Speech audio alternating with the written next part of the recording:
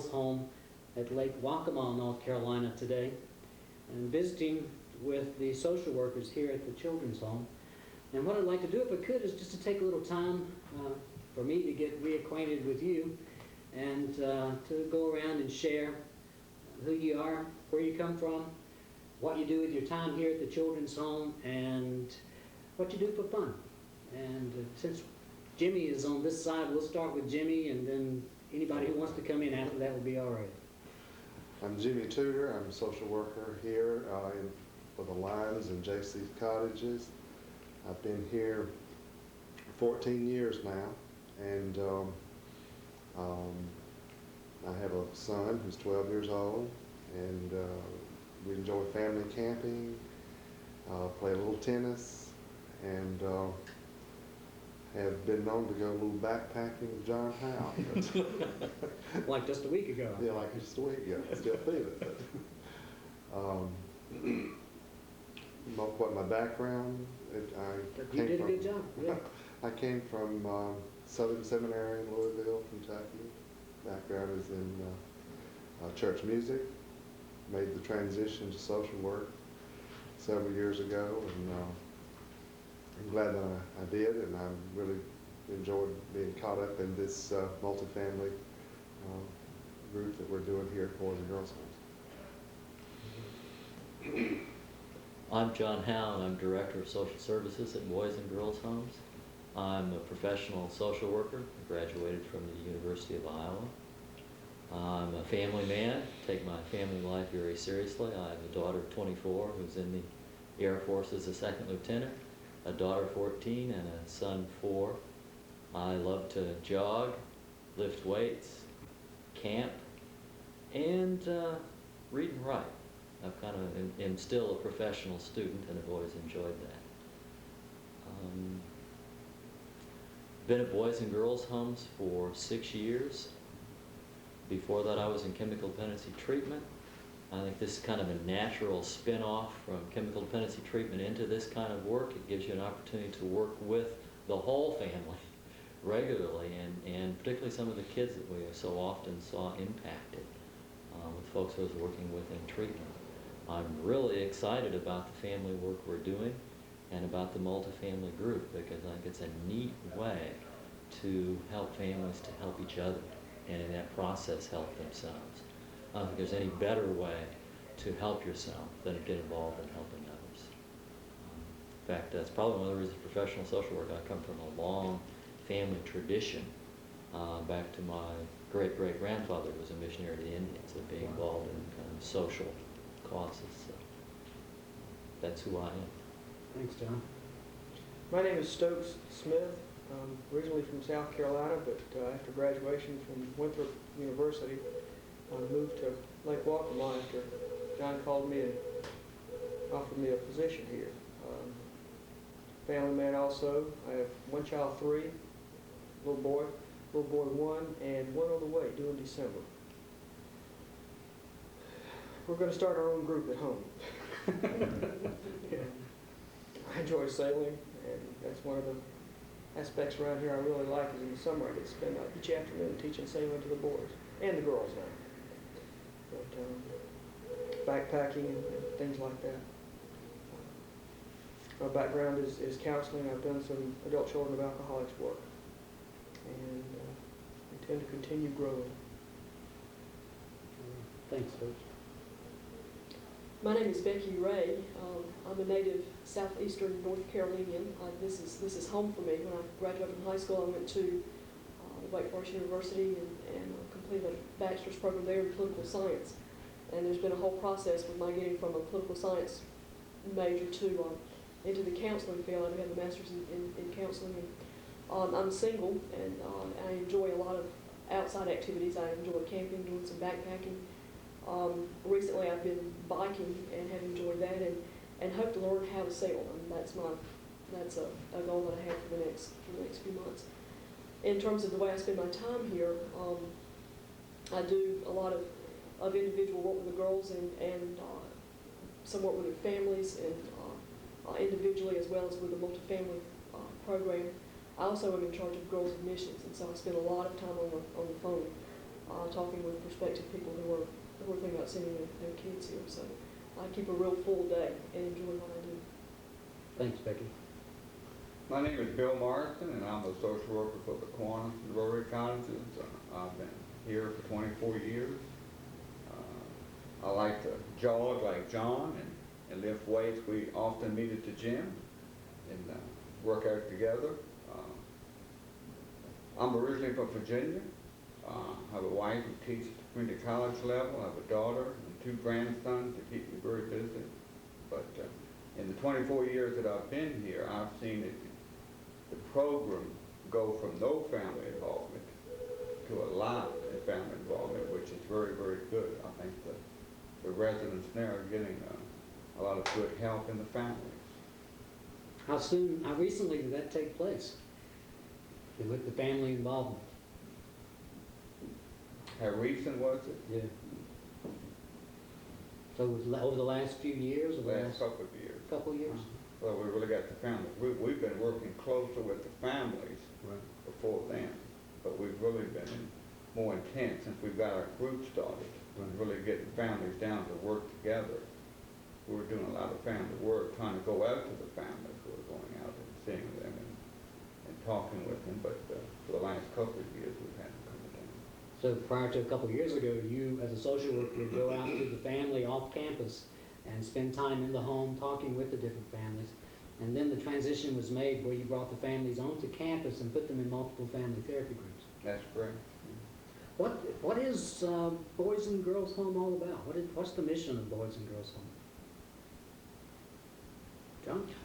Basically, serving abused, neglected, dependent, and pre-delinquent young men and women and their families, with the purpose of either trying to reunify those folks with their families in a healthy way, or in those circumstances where a family can't be reunited.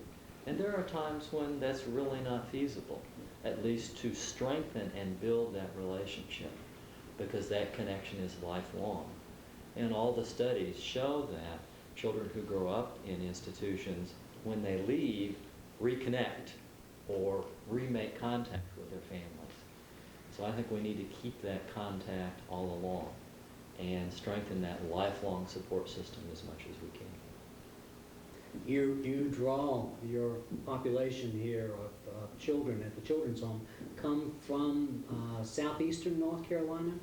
Actually, all over North Carolina, sometimes into South Carolina, sometimes into Virginia, sometimes into Tennessee.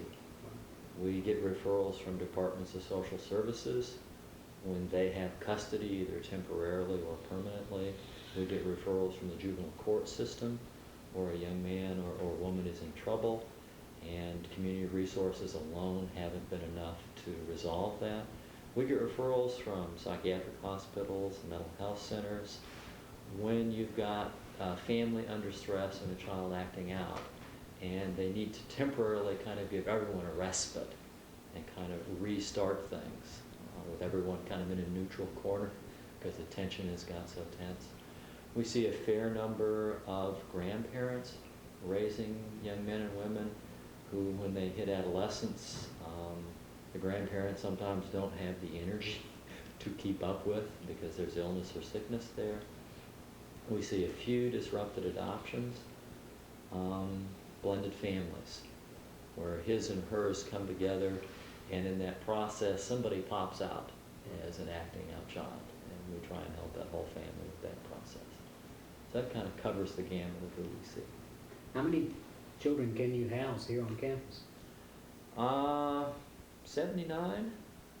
I think it's 79 at this point in time. That's a large number of children on one campus. Mhm. What do you do with them during the day? What type of activities do the children here do? We provide a full routine, but I think rather than going into it, I'll get one of my staff involved in this. Jimmy or Bill, would you like to go into that? We have a full continuum of recreational activities. We have enrichment programs. We have an excellent vocational program where the boys learn to work with wood, do some auto mechanics and electrical wiring, some agriculture, whatever. And we we provide, try to provide these vocational skills in an effort to improve their self-esteem. If they are able to produce something that's of value, they of course feel more valuable. And So there's also the junior high athletic program that we have. We have the 4-H program on the farm. Of course, we have the scouting program that the board is involved in. So there are a wide range of extracurricular activities that you're trying to get them involved in, because all those are self-esteem building and help a lot of youngsters get more involved and learn to relate with other youngsters their age. Do the children on campus here go to public schools? The high school The high school. students go to public school. Grades 4 through 8 attend our school on campus. And how young of a child would you be able to take care of? 10 years old? And we can keep them up to the age. We'll have one that'll be graduating at 20 years of age in a couple of years. So as long as they're making progress in the program and helping themselves, that they can stay, you know. There's no cutoff age. So if a child were to come to Boys and Girls Home at Lake Waccamaw at age 10, it's foreseeable that they could graduate from high school on campus while living on campus. That's correct. Well, right now we have initiated a new program. It's part of the program, but it's not an on-campus program. We have a senior house now, where the youngsters in their senior year move over there and spend their whole senior year in a more transition sort of program from the regular on-campus program, so that gives them a lot more flexibility and involvement. They have to work off campus, have their own bank account, stuff like that. So it gives them a kind of step away from the more structured program on campus. So you'd have a house parent or house parents who live in that home? No, we have staff who check in with them, you know, in a way of keeping up with what they're doing and supporting them, because just because they leave campus doesn't mean they leave our care, so we always stay in close contact with them. Well, that's a unique idea. I don't think I've heard of that before. I haven't been around children's home that much, but that sounds like a good idea to help seniors, for example, make the transition from being dependent on the children's home to taking care of themselves out in the community. Well, I think it gives them a step up on being on their own, because if you have to stay in the on-campus setting the whole time, it doesn't prepare you as well as it would living off campus. Now, would these seniors still be involved in the multiple family therapy group, for example? Would they be involved with their family? If their family was involved, we don't have one, or we have not had one that was a senior involved, but I'm sure if they were, they would be, certainly, sure. We have invited the families of a couple of the seniors, but for various reasons they have not chosen to participate. But then the young men and women who are with us long-term are usually those where there's the most damage in the family relationship system, quite often related to alcoholism or mental illness or imprisonment. So of the children that you have here, what would be a typical definition of a child and family that would come and get involved in the family program?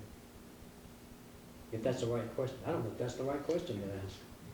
What I'm interested in is how you determine what families are appropriate for your multiple family therapy group, and how do you get them here? What do you do to get them here? I think basically we have opened the group to anyone.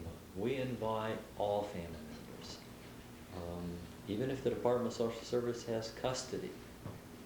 If that child has family members, be it an aunt, an uncle, a grandparent, a mother, an older sister, we're going to invite family members to come to the group, since the purpose of the group is to enrich those relations and strengthen those relationships. So we're going to invite everyone. And then a lot of times what we get is those who are most involved or who are most comfortable dealing with an agency are those who come. I think we've got some work to do, but part of it is we've been, over time, improving our skills and comfort level in doing group and in doing family therapy. And I think there comes a point in time where we're going to have to work with some who are turned off by agencies. A lot of parents that have been involved with the child welfare system and the Department of Social Services are leery, see the agencies in the system as the enemy. They've taken my child from me. And they're often very defensive, and I think we need to improve our outreach to them. But we also wanted to feel comfortable in what we're doing, and I think we're getting to the point to improve that outreach. But right now, who comes are those who are most involved, most committed, and most comfortable, I think, in dealing with social agencies. We also, too, John, know when we draw up our case plan, like if it was family clarification, that we're working with the family to reunite that child with the family, that we require them, as one of their goals, that they attend the multifamily therapy group So these session would, once a month. these would be children and families who would come to your campus and stay for a short period of time? And the objective would be to reunite the child with the family? That's great. How long would they stay with you? Well, that depends. Usually when we take them into the program, we say for a school year, 9 to 12 months, and then work from that on. Then sometimes, of course, if that unification isn't possible, then they go into another part of our program called supplemental parenting, which we would still continue to work with them as close as we did before. But the goal might not be for them to be reunited with the family, but to establish as much relationship and strong relationship with the family as possible. And as they continue to live here, we'd work with the family and with the child as much as possible. But we just wouldn't have the goal of them being reunited on a permanent basis. And you would contract with the family to come and take part in your multiple family therapy group, how often, over that 9-month period or year period? Once a month, we meet once a month, or other than December. We don't meet in December, but we meet once. What's your multiple family therapy program like?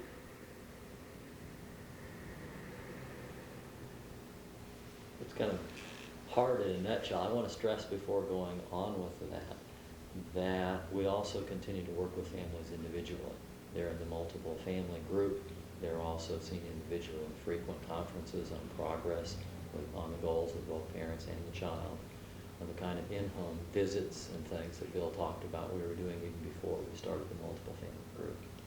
So those things would continue. The multiple family therapy group would just be something to enhance Right. the total program there. It enhances the total program, and I think the way it enhances is, as I talked about earlier, as you get involved in a group, you quite naturally reach out to identify with and help others, and in that process help yourself. That's the power of the group, is that process. Louis, I think too, and I don't know if we have data to back it up, but I think that I've seen children stay in care for a period less than they used to. I think they go home sooner now. When they go home, they're still invited to come back to the group and participate in the group, and we've had several to do that and to still, go home, but they still need the support of the group to maintain that. And so I think the length of the time that the child's in care is decreasing. And you think your total program, including multiple family group therapy, is contributing to that? I do. In the last year, the number of children who we have reunited has been higher than ever before. And I think the group is part of that process. Most families where there are levels of abuse and neglect are also isolated families. And one of the treatment goals is reconnecting that family with support resources. I think it starts here in that multiple family therapy group. And as they get comfortable connecting and feel supported in connecting, I think that carries over back in home communities. And we have people who stay in touch across 100 miles of the state through contacts they've made in that program. So I think it does a lot to correct that isolation. It does a lot to help them feel empowered as they reach out to and help others. I can't imagine doing family work without it at this point in time. Well, what you're doing is validating what Peter LaCour, the father of multiple family group therapy, said, and that was that the social aspect, where families come out and get back with families, is the most crucial ingredient of helping families get better. And his motto for multiple family group therapy was, help the families help themselves. And that's what you do. Something else that I think is important is that oftentimes a child who's put in placement feels abandoned, put away, lost, just sent away because they're the problem in the family. But when a parent comes down here every month, unfailingly, most of the time unfailingly, what a sign to that child of the commitment of the parent to getting things back together, rather than just saying, you're a problem, go away, and we'll be fine. And when we're dealing with, in many times, the relationship or other aspects of the family that are problematic rather than just the child. Although your entry is through the child and the child's problem, pretty quickly it expands into other relationships, and the child doesn't feel quite so blamed. So you're focusing on the symptom, which is the child, but you began to notice that if an adolescent is acting out, then there are other conflict going on in other relationships in the family, and this is just a symptom of what's going on in the system. Yeah, I think we're much more effective in dealing one-to-one with the child when the child knows that we are directly dealing with his family, his stuff, his issues. I think it's very important, and His motivation for other aspects of the program increases dramatically. I think you've got some good examples of that. You know, if we just use Fred, period, and no addition to the name, I think that's a great example of that. When we started working with the family, his grades started improving dramatically at that point, and it continued after he left the program. And previous to that, he had done absolutely nothing as far as school. Other things were just simply not important. As a matter of fact, the mental health center was about ready to label him schizophrenic at that point. So once you reconnected with him with his family in some way emotionally and in some behavioral ways, what he did was to begin to respond by paying attention to the world around him, and you saw a significant improvement in the grades that he was making. Other things became important. Up until that point, school, those things, they were on the back burner. How old was this young man? 12. 12 years old? So his family came to the multiple family group on Saturday. What time do you start your groups on Saturday? How do families get here? Kind of paint a verbal picture for me of what a Saturday morning would be like. 10:30. We start at 10:30 because families come from all over the state. At least they drive for 3 or 4 hours, some of them. And this is the one thing that I am absolutely amazed at. No one, I mean, you'd have a hard time convincing me before we started this thing that families would show up to this thing. I had been dealing with, child-centered program here for all these years. So no one's going to show up for this thing because, these families are dysfunctional. And the first, after a couple of months there, we had 60 people down there. Young ones crawling all over the place. And we had to limit some of that. And we had to, at one point, divide the group. And I was amazed at this. And so maybe someone else.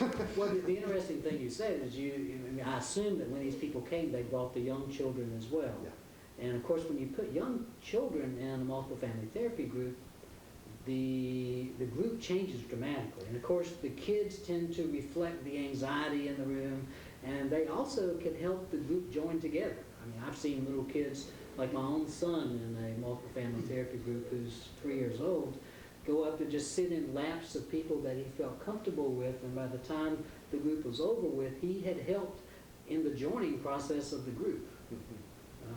It also presents some other problems as well. Right. Kids tend to be distracting at times, and we also have an opportunity in that way to see how parents deal with those types of things with their kids. So what kind of limitations did you find that you had to put on the group?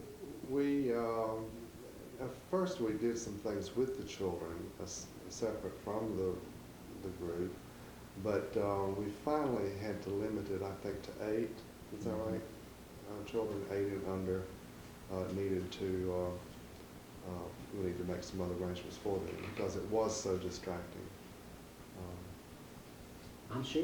We were having a lot of crying and diaper changing and other kinds of activities. Right there on the floor. Yeah. Yeah. That are real family activities. Oh, yeah. But in some ways, when we got so many, it was also, it was a bit much to be working, although we probably were working on another level. Well, you know, Tom Saunders and Mary Beth Wydian from Winter Park, Florida, who do what they call the Coliseum model of multiple family group therapy, bring everybody in. And of course, they say, if you don't have a kid in your group, go and rent one. And they have developed a style of working with kids in there and dealing with all that distraction. And of course, to me, the first time I sat in one of those groups, I wondered, what in the world is going to happen here? How can you remain focused? But I, like you, have limited the kids in groups, first because my skill level is limited. As I grow, maybe I'll find new ways to deal with that. Well, I'm intrigued by what you shared about Tom and Mary Beth, and we have to see some of that, see if we can find some ways to incorporate. Because I think, like you've mentioned, there can be some motivational value and some connecting value as the group cares for, the whole group cares for those smaller children. It kind of draws together. It might be something for us to look at. Well, there's some interesting things happening in your group too. I mean, I haven't seen one, but just listening to you talk and noticing how changes are coming about in families and families are being reunited. I'd like to hear more about what happens at 10:30 on Saturday morning and at 11 o'clock and 11:30 and 12 o'clock. I can give you kind of an outline of the day. I typically arrive at 10, plug in the coffee pot, make sure the room is set up. About 10:15, you start getting families arriving. We have groups slated to begin at 10:30, and we try to begin pretty much at 10:30. No matter how much we've tried to encourage that, with people coming from 4 hours away, we found that that first 15 or 20 minutes, our group is going to expand. So I start with a chart down the side of the room as people come in, they socialize, then they pick up a chair, we move in and form a circle. Everybody brings some extra chairs. So we start the circle bigger than the number of people we have there because we know we're going to have a couple of people trickle in. And the first part of group pretty much is social. It's kind of getting everybody introduced, getting new people introduced, introducing ourselves to new people.